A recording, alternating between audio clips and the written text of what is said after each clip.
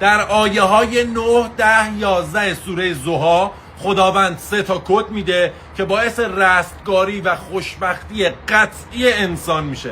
همون آیه معروفه هست که میگه به زودی پروردگارت آنقدر به تو عطا خواهد کرد که خوشنود خواهی شد.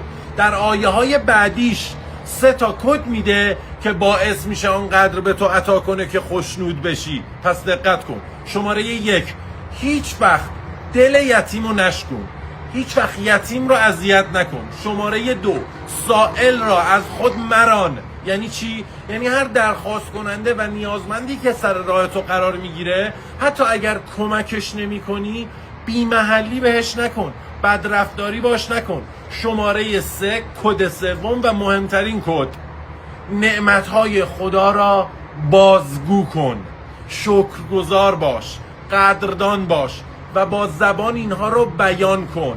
ما نسخه هر بنی بشریو که برامون میپیشه رو حاضریم انجام بدیم، اما نسخه خالق خودمون که به زیر و بم و نهان و آشکار ما آگاهه رو نه، و دلیل گره های کور زندگی ما دقیقا همینه.